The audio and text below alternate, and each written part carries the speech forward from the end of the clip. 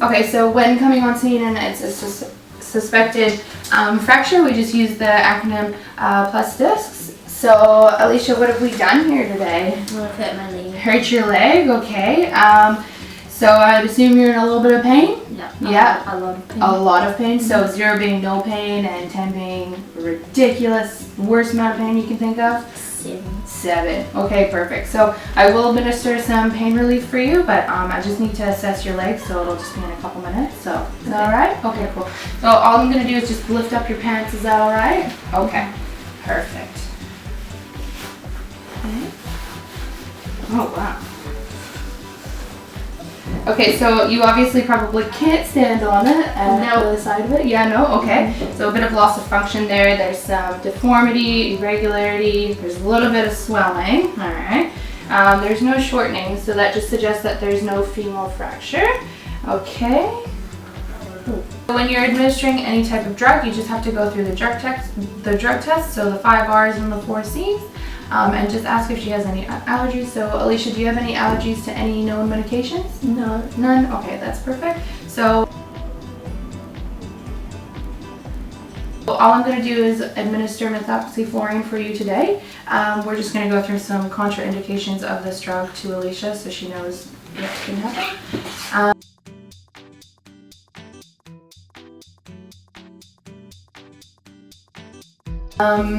So have you taken it in the last week at all? No. No? Okay.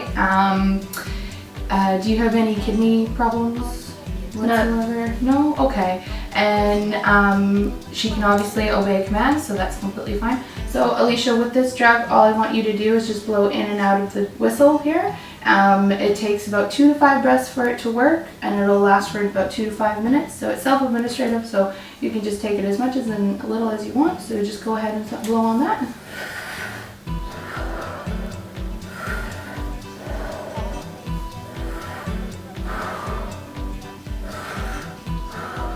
Cool. So how's your pain level now out of the 10 scale?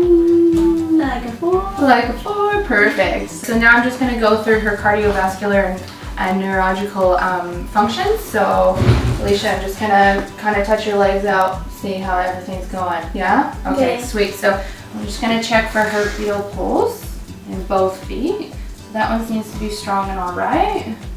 Same with that one. Can you feel on both of it? Yeah, okay, cool. And we're just going to do the cab refill on both toes. Yep. Perfect. And the temperature, both seem to be fine. And the color is all right as well. Okay, sweet. So now we're just going to start to splint your leg, if that's all right. So that just requires me to lift your leg and then slide this under. Yeah? Okay. Rachel, if you don't mind, can you come assist me? Cool. So all you're going to want to do is just get a box splint like this, and you can tape it, which I've already done for this, and you can also put a towel in just for some extra comfort for the patient. Alright, so Rachel, I just need you to put your hands on the bottom and the top of the leg, just supporting it, just like that. And okay, and then we're just going to lift when I say lift. So 3, 2, 1, lift. Thank you. You can let it down. Great. So now I'm just going to tie it around and not directly on the fracture.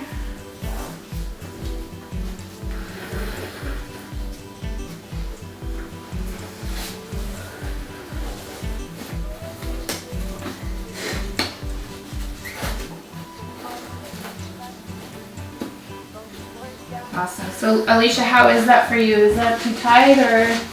No, it feels it's all right. Cool. So now we're just going to go through the cardiovascular and neurological functions again, just to make sure it's all right. So cab refill, both are fine. Can you wiggle your toes still? Yep. Okay. Cool. We're just going to go through temperature. Temperature is fine. We're going to take your pedal pulse again. Yep. Perfect. Okay. And so how's your pain level right now? 2. Cool. So it's still working for you. That's great. So after assessing my patient, Rachel here, with the Nexus system, I've realized that she has some C-spine tenderness, so I'm going to apply the C-collar. So Rachel, I'm just going to ask if I can put the C-collar on your neck because I feel you do need it. It just involves me touching around your neck and measuring for it. Mm-hmm. Yeah, that's all right? Yeah. Cool. So all I'm going to do is just take my hands and measure from the bottom of the jaw. Yep. So it's about 3 fingers, so you're just going to want to measure it from the bottom up, and she seems to be a short. So all you're going to do is just pop the locks out like that and move it up to short and push to lock so that the red part is at short. Okay, so Rach, I'm just going to start to put it on, yeah? Mm-hmm. And then my colleague Alicia is going to be standing here with the head the entire time. Alright, so let's just go like that.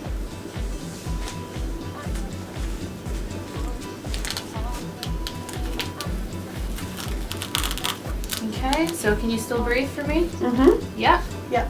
Alright, and then that's ready to go. And Alicia's going to keep her hands on the head the entire time until we're in a stable position for her to let go.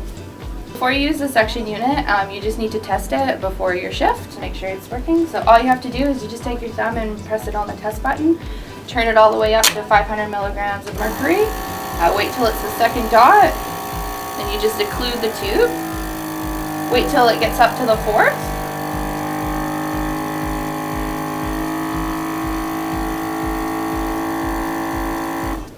you can release the tube, and that means it's ready to go. So when you are doing this on your patient, you just want to make sure that they are in the lateral position. You only stick the rigid catheter as far as that you can see and bring it out with a circular motion, and you only do this for less than 10 seconds. So all you're going to do is just put your thumb on the valve, turn it on.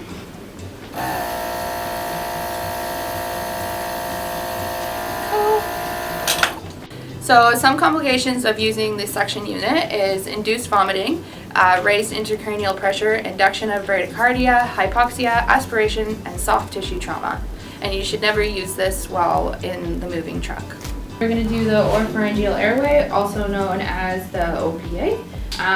When you do this, you have to make sure that your patient's mouth or airway is open and clear. And it seems to be open and clear, so you can administer one. When you do this, the GCS score needs to be below 8, and the Virgo score can be below 2. Some complications, if it's too big, it can induce vomiting and damage the oropharynx. And if it's too small, it can actually worsen the airway obstruction by pushing the tongue posteriorly down. So just to measure them, all you have to do is just take the bottom of the ear and then the corner of the mouth. And as you can see, that one is obviously too small, so that's not going to work. We'll try this one. And that one's just way too big, so that's not going to work either. So we'll try the green one. And that seems to be a perfect fit, so we'll use this one. So when you put this in, you just slide it in this way until you can't slide it in anymore. And then all you're going to do is you're just going to turn 180 degrees and pop it in. And then you're just going to wait for your patient to accept it. And if they've accepted it, then that's fine. You can move on to the next step. Okay, so now we're going to use the nasopharyngeal airway, which also is known as the NPA. We use this if the patient hasn't accepted the OPA. Some benefits is that if they have a really bad gag reflex, they're vomiting, they have trismus, or you can also use it if the GCS score is of a higher score. So some contraindications is suspected base of skull fracture. And then some complications are nasal pull-ups and bleeding. Now, when we're measuring the NPAs, it's very similar to the OPA, just a bit different. So all you have to do is just, same as the OPA, is just from bottom of the ear, but now we're going up to the nostrils, and this one's way too big, so that's not gonna work. Try this one. That one's too small, doesn't reach it. And we'll try this one. And that one seems to be fine. So all we're going to do now is just use a water-based lubricant and just put it all the way around it and make sure it's everywhere. Alright. So all we're going to want to do now is from 90-degree angle to your patient is just insert it. Cool. And so since I'm meeting resistance, I'm going to just try and spin it 180 degrees. And it's even more resistant, so now I'm just going to take it out and try putting it in the other nostril. And it fits perfectly. danger, danger. PPE ready? Ready. Checking for dangers, let's go. Sir, hello, can you hear me? Hello, hello, hello. All right, just checking his airway. Doesn't seem anything is obstructing. Just gonna look, listen and feel.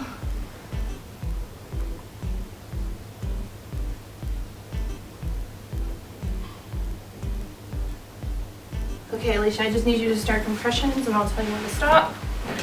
Call control AET1. AT1, go ahead. Confirm R49, requesting R50. Copy. Alicia, just need you to continue that while I do this.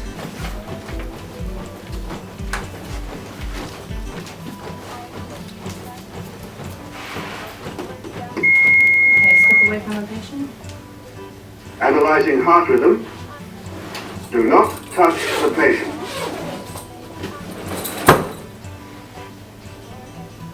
Shock advised. Charging. Stay clear of patient. Deliver shock now. Okay, delivering Press the shock orange now, so button stay away. Now. Shock delivered. All right, Alicia, I need you to start doing CPR. Start CPR.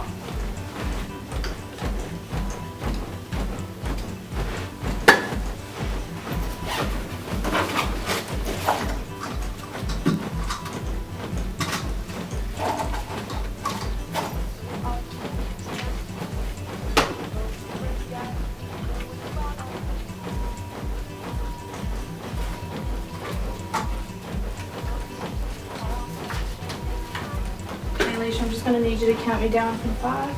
5, 4, 3, 2, 1. Yep. Chest rise, continue.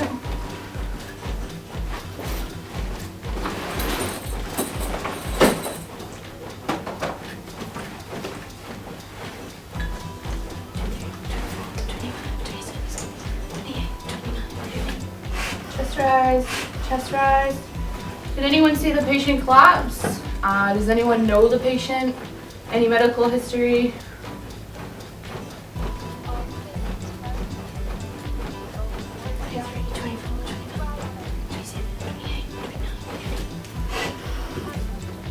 Chest rise.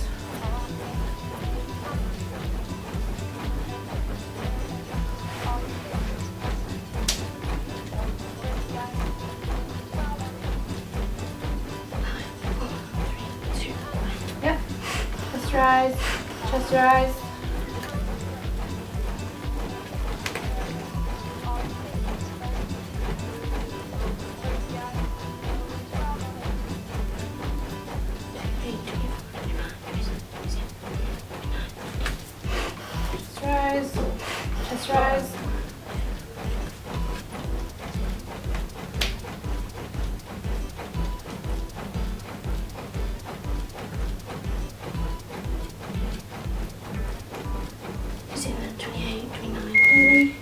Stop CPR. All right, let's just like that. Analyzing heart rhythm. Okay, we're just gonna switch Alicia. Stay clear of patient. I just need you to start doing here Analyzing now. heart rhythm. No shock advised. Paused. If needed, start CPR.